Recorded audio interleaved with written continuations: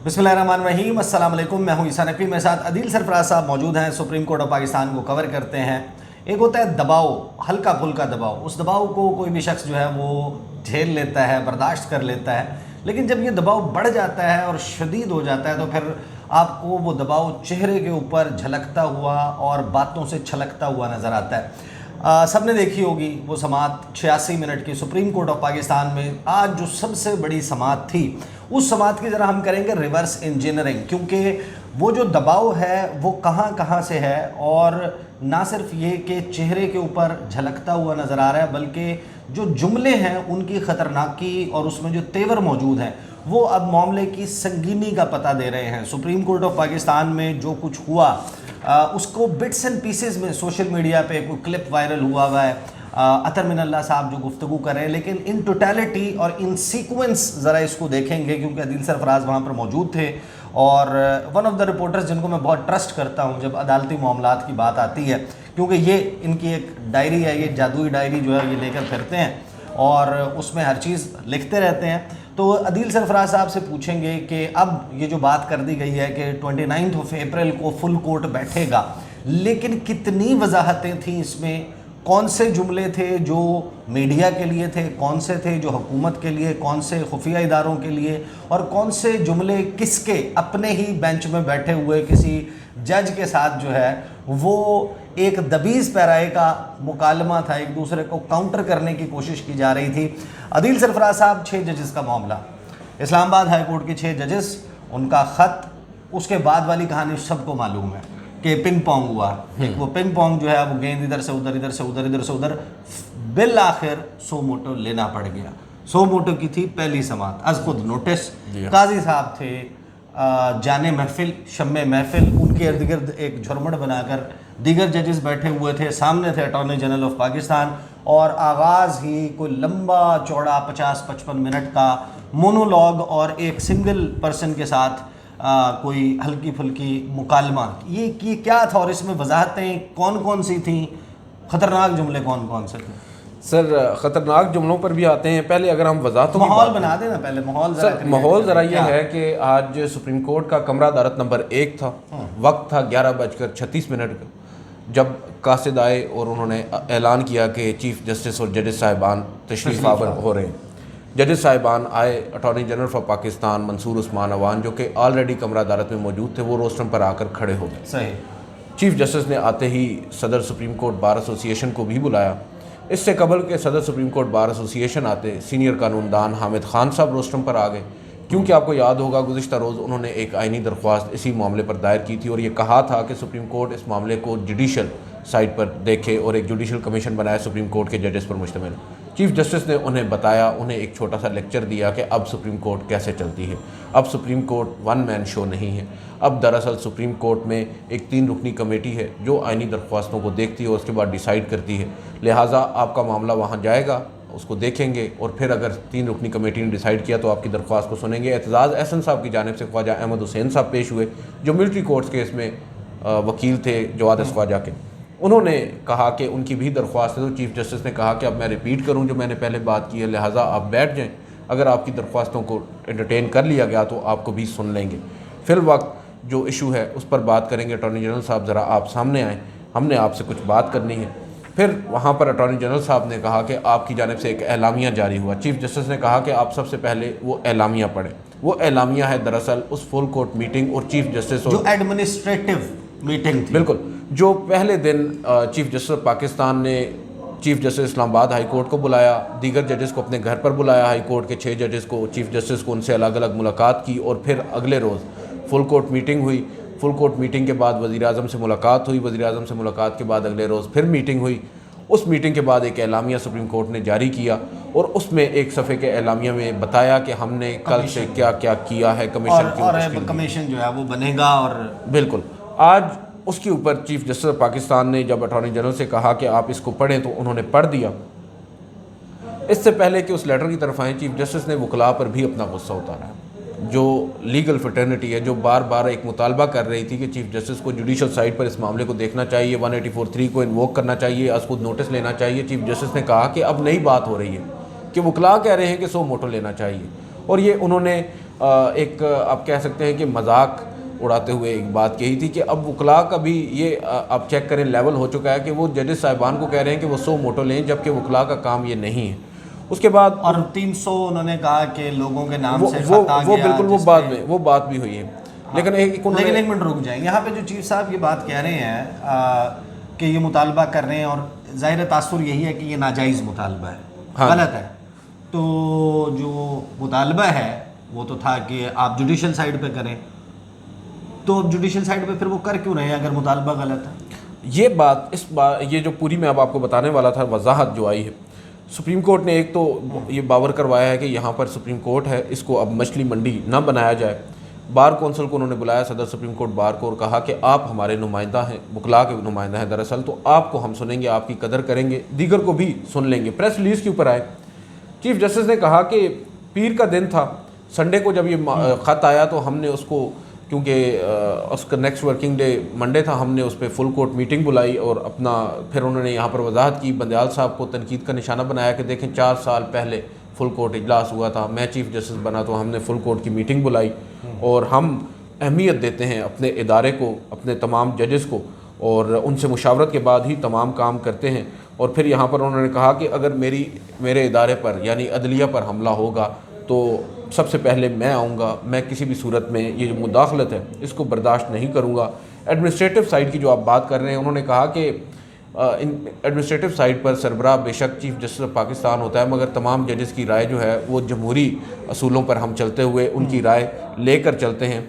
और हम सब ने ये तय किया कि फुल कोर्ट मीटिंग में मुख्तलिफ जो पहलू उस दिन डिसाइड हुए। फिर वज़ीर-ए-आज़म से मुलाकात हुई, वज़ीर-ए-आज़म से मुलाकात में भी हमने कोई ये नहीं किया कि चैम्बर में बैठ कर उनसे खुफिया मुलाकात कर ली है, हमने बाकायदा तौर पर एक उसको ऑफिशियल मुलाकात का दर्जा दिया है। वज़ीर-ए-आज़म थे, अटॉर्नी जनरल थे, वज़ीर कानून थे, हमारी तरफ से मैं था, मेरे चीफ जस्टिस काजी फ़ायज़ी साथ सीनियर प्यूनी जज और जज़ीला असलम रजिस्ट्रार सुप्रीम कोर्ट। फिर चीफ जस्टिस ने यहाँ पर कहा कि देख लें, मेरे जो सीनियर प्यूनी जज हैं वो मेरे साथ हर मुलाकात में शरीक होते हैं, और इसकी एक बुनियादी वजह है। वजह यह है कि जब ट्रांजिशन ऑफ पार होता है या जब चीफ जस्टिस बदलते हैं तो फिर पॉलिसी ना बदल जाए और एक नया जंप ना आए। लिहाजा पहले जो चीफ जस्टिस हैं उनकी पॉलिसी को आने वाले चीफ जस्टिस को पता होना चाहिए कि क्या चल रहा है, क्योंकि पॉलिसी तो होती नहीं है, एक तरीक़ाकार होता है अदालती माहौल का।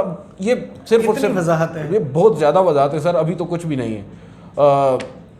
फिर उन्होंने यहाँ पर ये कहा कि अटॉर्नी जनरल भी फिर आगे बढ़े, उन्होंने थोड़ा सा आज इस फोरम को बाकायदा तौर पर अपनी प्रोजेक्शन के लिए इस्तेमाल किया। उन्होंने कहा कि मैं यहाँ पर आपके सामने कुछ चीज़ें रखना चाहता हूँ कि जब आपकी जानिब से मुझे ये पैगाम मिला कि हम वज़ीर-ए-आज़म से मिलना चाहते हैं तो मैं वज़ीर-ए-आज़म के पास गया। वज़ीर-ए-आज़म ने कहा, अपना स्केड्यूल देखकर अपने स्टाफ से कहा कि फ़ौरी तौर पर जो मुमकिन हो मैं मुलाकात करना चाहता हूँ चीफ जस्टिस से, और अगर वो बुलाएंगे तो मैं वहाँ जाकर मुलाकात करने को तैयार हूँ।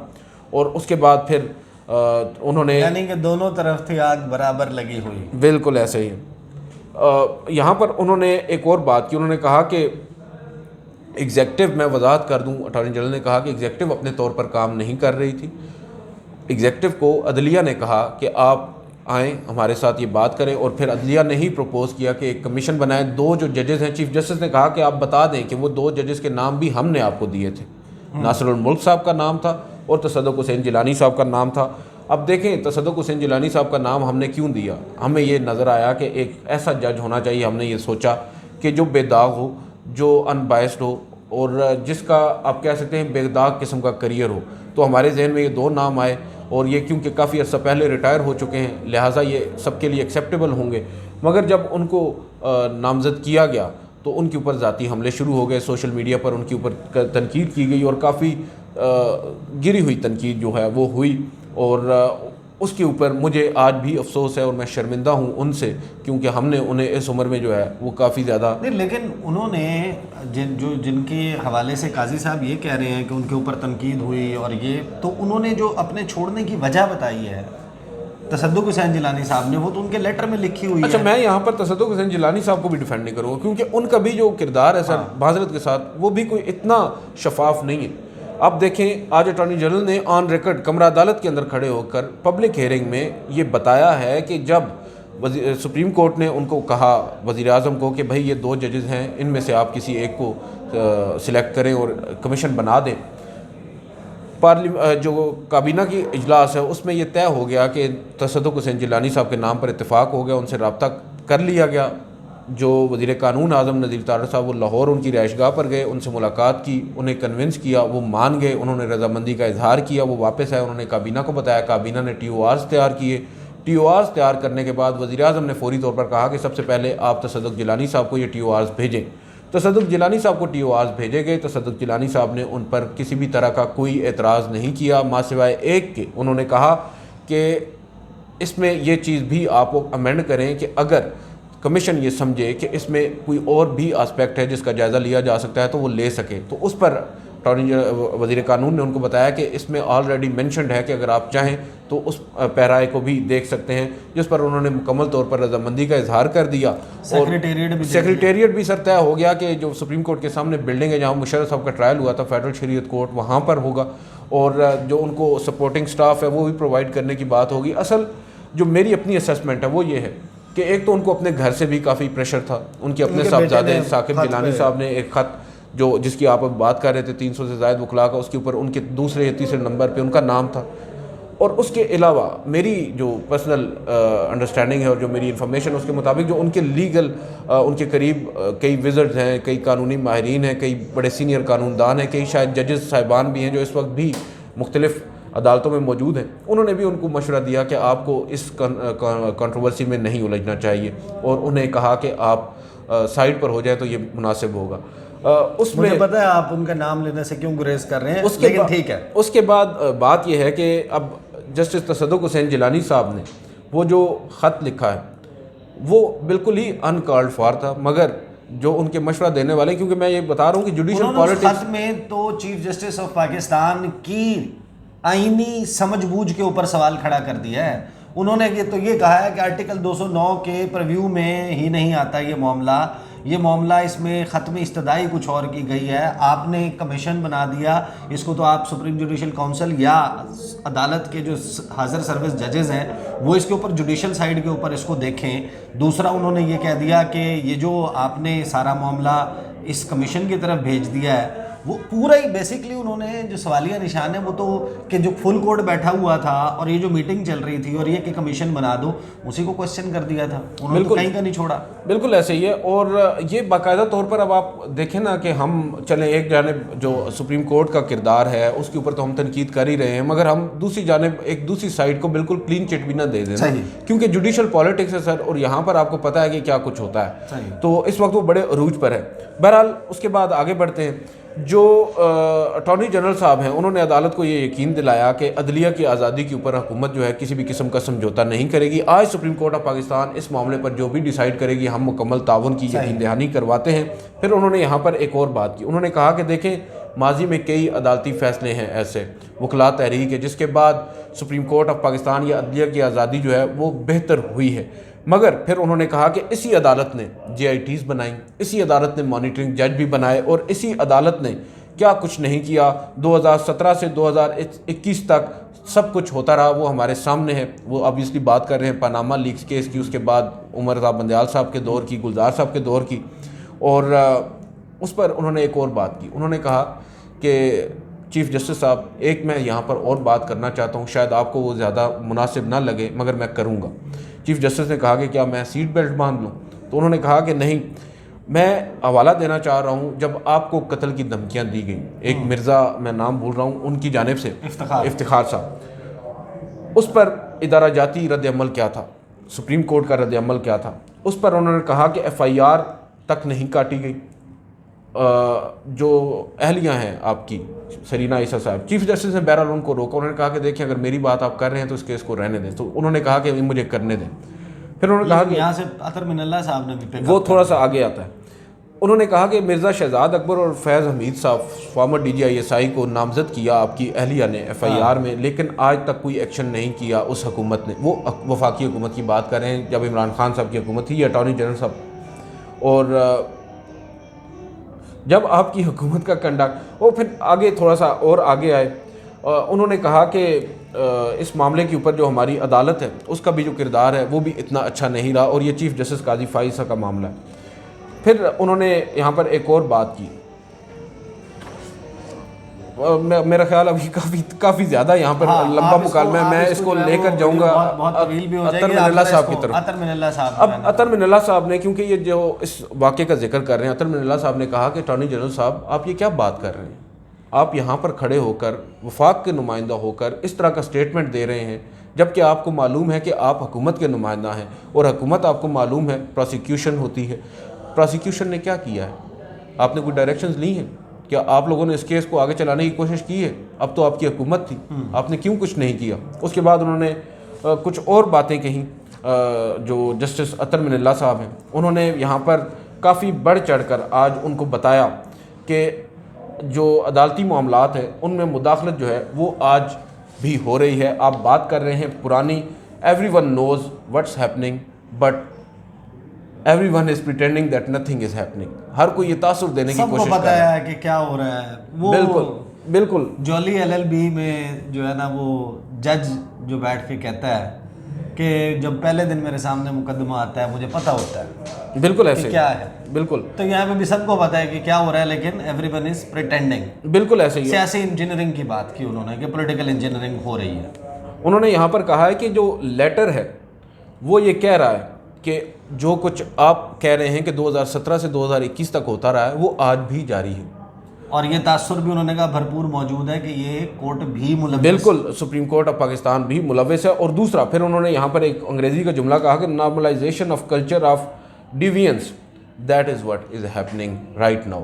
और इसके बाद उन्होंने जो जस्टिस जमाल खान मंदोखेल हैं वो दोबारा चले गए जस्टिस आप कह सकते हैं काजी फाइसा साहब के रेफरेंस के ऊपर। मैं यहाँ पर आपको एक बात बता दूं, क्योंकि वो क्लिप भी चल रहा होगा, आपने देखा होगा कि जब जस्टिस अतर मिनल्ला साहब ने बात करना शुरू की तो जस्टिस काजी फाइसा ने उनको रोका, उनको कहा कि मुझे एक मिनट बात करने दें। तो अतर मिनल्ला साहब ने कहा कि आप मुझे पहले बात मुकम्मल करने दें। तो उन्होंने कहा क्योंकि आप मेरी बात कर रहे हैं लिहाजा मैं समझता हूँ कि हमें इस मामले को मैं वजाहत कर दूँ कि मेरे कहने पर ये बात नहीं हो रही। बेसिकली वो अपनी वजाहत देना चाह रहे थे, अटॉर्नी जनरल अपने तौर पर ये कर रहे हैं। फिर जमाल खान मंदोखेल साहब ने कहा कि अटॉर्नी जनरल साहब एक रेफरेंस आया था वो काजी फाइसा साहब वाला, और उस वक्त के वज़ीर-ए-आज़म इमरान खान साहब ने ये तस्लीम भी किया था कि वो हमारी गलती थी। क्या आपने इसे मालूम करने की कोशिश की है कि वो किस ने करवाया था रेफरेंस? और उसके बाद चीफ जस्टिस ने कहा कि हम अब एक दूसरे पर उंगलियां ना उठाएं, ये मुनासिब नहीं है। कब तक ये उंगलियां हम उठाते रहेंगे? जहाँ तक बात है जजेस को इंसाफ फराहम करने की, तो उसकी एक ताज़ा मिसाल अभी शौकत अजीज़ सिद्दीकी साहब की है। जहाँ तक मिसाल है जजेस की अकाउंटेबिलिटी की, उसकी भी ताज़ा मिसाल अभी हाल ही में मौजूद है। मज़ाहिर अली नकवी साहब को उन्होंने हवाला यहाँ पर देना चाहा। और फिर उन्होंने कहा कि आज एक बात मैं वाज़ेह कर दूँ, चीफ जस्टिस ने यह कहा कि मैं आज अपनी अदलिया के साथ 100% खड़ा हूँ। हाँ, अगर ये जो बातें जजेस साहिबान ने 6 जजेस ने की हैं, अगर ये सही ना हुई तो हम एक्शन भी लेंगे। और ये भी वाज़ेह होना चाहिए कि जो मुदाखलत है वो सिर्फ बैरूनी नहीं होती, वो अंदरूनी भी होती है। अक्सर औकात कोई आला ओहदेदार, अगर मैं चीफ जस्टिस हूँ, मैं अपने नीचे किसी अदालत को कह देता हूँ कि ये काम ऐसे करना है, तो वो भी मुदाखलत में आएगा। यानी कि अब ये मामला जो है इन्वेस्टिगेशन ऑफ द एलिगेशंस की तरफ जाएगा वो, और वो उसमें अपने लगाए हुए इल्ज़ामात को साबित करना पड़ेगा इन 6 जजेस को। बिल्कुल। लेकिन इन्होंने तो ये इल्ज़ामात किसी ओपन फोरम पे नहीं लगाए, इन्होंने तो ख़त लिखा था सुप्रीम जुडिशल काउंसिल को, उसको लीक किसने किया और उसको ये ओपन कोर्ट में, फुल कोर्ट में कौन लेकर आया?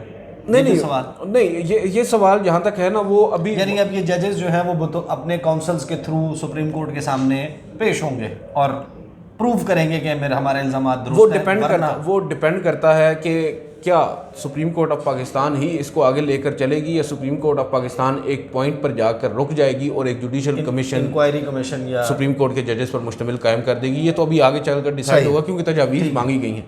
जस्टिस मंसूर अली शाह की जानिब से बड़ी इंपॉर्टेंट और अनएक्सपेक्टेड ऑब्जर्वेशन है, क्योंकि justice Mansoor Ali Shah was all along with CJP Isa, और जो कुछ भी हो रहा था वो उनके साथ मौजूद थे। तो ये तासुर था कि शायद वो भी उन्हीं के साथ सेम पेज पर हैं और वो भी ये चाहते हैं कि पार्लिमान इसको देखे, हम जुडिशल साइड पर ना देखें। मगर आज जो उन्होंने ऑब्जर्वेशन दी हैं वो बड़ी इंपॉर्टेंट है। उन्होंने कहा है कि हम ऑस्ट्रिच की तरह, शतुरमुर्ग की तरह रेत में सर अपना दबा कर बैठ जाएं, ये तरीक़ाकार नहीं है। ये जो ऑनरेबल जजेस हैं इन्होंने हिम्मत की है और इन्होंने लिख कर बताया है एक ख़त की सूरत में कि उनके साथ क्या कुछ हो रहा है। हमें अब इंश्योर करना होगा, यकीनी बनाना होगा कि अब मज़ीद ऐसा ना हो।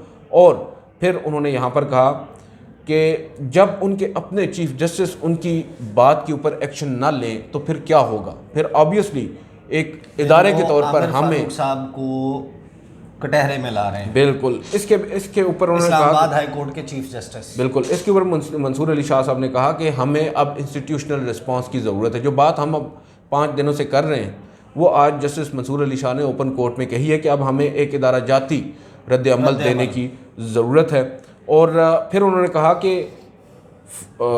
For now and ever we should close this chapter, हमें इस चैप्टर को, इस बाब को हमेशा के लिए बंद करना होगा, ये जो मुदाखलत है। जस्टिस जमाल खान मंदोखेल ने कहा कि मैं यहाँ पर ये वाज़े कर दूँ कि ये मामला सिर्फ हमारा नहीं है, सिर्फ जजेस का नहीं है, ये मामला अवामुन नास का है, ये अवाम का मामला है, सिर्फ जजेस का मामला नहीं है। जस्टिस अतर मिनल्ला फिर बोले, जब बार बार चीफ जस्टिस अटॉर्नी जनरल ये कह रहे थे कि हम अदालत की इज़्ज़त करते हैं, हम अदलिया की आज़ादी पर यकीन रखते हैं और अदालत में मुदाखलत किसी सूरत नहीं करते, जस्टिस अतर मिनल्ला ने कहा कि हाल ही में सुप्रीम कोर्ट ऑफ पाकिस्तान ने 5 लोगों को ज़मानत पर रिहा किया और ये वो 5 लोग हैं जो 9 मई में गिरफ़्तार हुए थे, उनको ज़मानत दी जस्टिस जमाल खान मंदोखेल के बेंच ने। और उन 5 लोगों को अडयाला जेल जिस दिन वो रिहा हुए सुप्रीम कोर्ट के फैसले के बाद, उनको दोबारा गिरफ़्तार कर लिया गया। MPO के तहत DC साहब जो ऑर्डर करते हैं, अटॉर्नी जनरल साहब जो अतर मिनल्ला साहब हैं, उन्होंने कहा कि we can not shut our eyes, हम सुप्रीम कोर्ट जो है बंद कर सकते हैं। हो सकता है कि वो रेफरेंस उसका भी दे रहे हों कि जिसमें जस्टिस सरदार तारिक मसूद, जस्टिस मंसूर अली शाह और जस्टिस अतर मिनल्ला 22 दिसंबर को इन लोगों ने ज़मानत दी थी मौसम सरमा की तजलात में साइफर केस में इमरान खान और शाह महमूद कुरैशी को, और खान साहब की तो और मुकदमात में गिरफ्तारी थी। लेकिन कुरैशी साहब जब बाहर आ रहे थे तो पुलिस उनको जैसे घसीट के लेके गई थी और DC के ऑर्डर के ऊपर उनको 15 दिन के लिए 3 MPO के तहत बंद किया गया था और फिर 9 मई वाले मुकदमे में गिरफ्तारी डाल के दोबारा इस केस को चला के सज़ा दी गई। जो हो सकता है कि उसका रेफरेंस भी उनके जहन में कहीं हो। बिल्कुल ऐसे ही है। और एक और चीज़ जो उन्होंने ये कहा है ना कि सुप्रीम कोर्ट को अपनी आंखें बंद नहीं कर लेनी चाहिए, तो मुझे ये लग रहा था कि वो अपने बेंच में बैठे दीगर जजेस को भी ये बताने की कोशिश कर रहे थे कि ये आज भी चल रहा है, ये आज भी चल रहा है और हम बिल्कुल इस पर खामोश हैं। और हम एक तरफ तो बात कर रहे हैं कि हम तमाम चीज़ों से वाकिफ़ हैं, दूसरी जानिब हम इस मामले को बिल्कुल नज़रअंदाज किए हुए हैं कि आला अदालत है supreme court of Pakistan, apex court है पाकिस्तान सबसे बड़ी अदालत है, और उसके अहकामात की इस तरह धज्जियाँ बिखेरी जा रही हैं। इवन जस्टिस नईम अफगान जो हाल ही में एलिवेट होकर आए हैं सुप्रीम कोर्ट में, उन्होंने कहा, जो सबसे जूनियर है बिल्कुल इस वक्त इस बेंच में और सुप्रीम कोर्ट में, उन्होंने कहा अटॉर्नी जनरल को जस्टिस अतर मिनल्ला साहब के इस आर्ग्यूमेंट के ऊपर कि अटॉर्नी जनरल साहब बज़ाहिर आपके कॉल ऑफ फेल में तजाद नज़र आ रहा है। सही। और ये कोई मामूली बात नहीं है। और यहाँ पर अटॉर्नी जनरल साहब ने ये तस्लीम किया कि अगर ऐसा हुआ है तो ये नहीं होना चाहिए, यानी उन लोगों को गलत तरीके से गिरफ़्तार किया गया। जस्टिस जमाल खान मंदोखेल ने कहा कि हम क्यों ना इसे एक सुनहरी मौका समझें, यानी ये जो ख़त 6 जजेस ने लिखा है, ये अब सुप्रीम कोर्ट ऑफ पाकिस्तान के पास पाकिस्तान की तारीख़ में शायद पहली दफ़ा एक मौका आया है कि अपने हाउस को इन ऑर्डर करें और अपने हाउस को प्रोटेक्ट करें, और ये बड़ा अहम मौका है। तो अब सुप्रीम कोर्ट ऑफ पाकिस्तान को, यानी अब जो फुल कोर्ट होगी, इसको भी देखना चाहिए, इस पहलू को भी जहन में रखना चाहिए, जिस पर चीफ जस्टिस ने ऐड किया कि always keep in constitutional Paramount, यानी जो कुछ भी करें वो आइन के दायरेकार के अंदर रह कर करें। जस्टिस मंसूर अली शाह, क्योंकि जब तजावीज़ मांगी गई सुप्रीम कोर्ट बार एसोसिएशन के सदर शहजाद शौकत साहब से, तो उन्होंने एक मौके पर कहा कि अदालत जो सुप्रीम कोर्ट है वो अब हाई कोर्ट के जो मामलात हैं उनमें तो मुदाखलत नहीं कर सकती क्योंकि वो एक कॉन्स्टिट्यूशनल कोर्ट है। तो जस्टिस मंसूर अली शाह ने कहा कि जो जजेस साहिबान हैं हाई कोर्ट के, उन्होंने अपने चीफ जस्टिस को कहा मगर उन्होंने कुछ भी नहीं किया। ठीक है, और अब यहाँ पर हमारा किरदार है। हाई कोर्ट के इख्तियारात में हम बेशक मुदाखलत नहीं कर सकते, मगर हम हाई कोर्ट को बाइख्तियार मज़ीद ज़रूर बना सकते हैं, यानी उनको मज़ीद इम्पावर कर सकते हैं, क्योंकि जो उनके पास बेशक एक सवाल उठता है कि उन्होंने जो कंटेम्प्ट प्रोसीडिंग्स हैं वो क्यों इनिशिएट नहीं की, वो सवाल आगे बढ़कर मज़ीद भी पूछा जाएगा, उस पर वजाहत भी आएगी, ये सवाल अपनी जगह बरकरार है। मगर दूसरी जानिब उन्होंने कुछ सवालात सुप्रीम जुडिशल कौंसिल के सामने भी रखे हैं, कोड ऑफ कंडक्ट के हवाले से उन्होंने बात की है। उसके अलावा उन्होंने कहा है कि हम क्या रिस्पॉन्ड करेंगे जब हमें कोई धमकी देगा, हमें कोई इस तरह की बात होगी तो हमारे पास क्या तरीक़ाकार होगा। तो उस पर अब जस्टिस मंसूर अली शाह, क्योंकि मैं जस्टिस मंसूर अली शाह की बात को इस वजह से ज़्यादा रेट करता हूँ या वेट देता हूँ क्योंकि वो अब आइंदा के चीफ जस्टिस हैं और उनका टेन्योर भी तकरीबन 3-3.5 साल का होगा। तो वो आज जो बात करेंगे वो ऑब्वियसली रिफ्लेक्ट करेगी सुप्रीम कोर्ट की आइंदा की पॉलिसी के ऊपर। तो यहाँ पर अब एक और वजाहत आई है चीफ जस्टिस की जानिब से कि जो 7 जजेस पर मुश्तमिल लार्जर बेंच बनाया, ये हमने क्यों बनाया है, मैं ये वजाहत कर दूँ। उन्होंने कहा कि इस वक्त सुप्रीम कोर्ट जो प्रिंसिपल सीट है यानी इस्लामाबाद, यहाँ पर सिर्फ 7 ही जजेस दस्तियाब थे और दीगर जजेस जो हैं, क्योंकि हम जमहूरी इक़दार पर अमल करते हैं और यहाँ पर जमहूरियत है, जजेस साहिबान ने मुझसे ख़ुद ये ख्वाहिश का इजहार किया कि अपने जो होम स्टेशन हैं वहाँ पर उन्हें भेजा जाए मौसम ईद की तातीलात की वजह से। लिहाजा जो ईद से पहले का हफ़्ता है 2 बेंचेस कराची रजिस्ट्री में, जस्टिस मुनीब अख्तर वगैरह उधर हैं, जस्टिस आयशा मलिक वगैरह लाहौर रजिस्ट्री में हैं और इस वजह से हमने फुल कोर्ट नहीं बनाया। साथ ही उन्होंने एक और बात कही, उन्होंने कहा इंदिया दे दिया कि अब यानी ईद के बाद जब समाअत होगी तो फुल कोर्ट होगा और उसकी दलील ये है कि क्योंकि ईद के फ़ौरन बाद भी ये बेंच तो दस्तियाब है मगर वो दीगर जजेस उस अगले हफ्ते में भी ईद के बाद गालिबन उन्हीं रजिस्ट्रीज़ में हैं और वो जब तक वापस आएंगे उस वक्त तक डेट जो है काफ़ी आगे गुजर चुकी होगी। लिहाजा 29 और 30 अप्रैल जो है उस पर फुल कोर्ट दस्तियाब होगा और उसी रोज़ अदालत ने अब ये तय किया है कि इस मामले को दोबारा समाअत के लिए मुकर्रर किया जाएगा। और आज की समाअत में जाते जाते चीफ जस्टिस ने अटॉर्नी जनरल साहब को एक हुक्म भी दे दिया, एक फ़ैसला भी आज कर दिया है कि कोई जो आपकी इंतज़ामिया है या एग्जेक्टिव है वो अदालती मामलात में मुदाखलत ना करे और इसे सुप्रीम कोर्ट का हुक्म तस्वर किया जाए। सही, बहुत बहुत शुक्रिया। दिल सरफराज जो है उन्होंने बड़ा जो है वो तरतीब के साथ बताया कि क्या हुआ, जिसमें आपको वजाहतें बहुत ज़्यादा नज़र आती हैं और बिलाशुबा चीफ़ जस्टिस काजी फ़ाइज़ ईसा जिन्होंने एक मौके के ऊपर चीफ़ जस्टिस बनने के बाद ये कहा कि वो मीडिया को नहीं देखते, वो टीवी नहीं देखते या वो सोशल मीडिया नहीं देखते,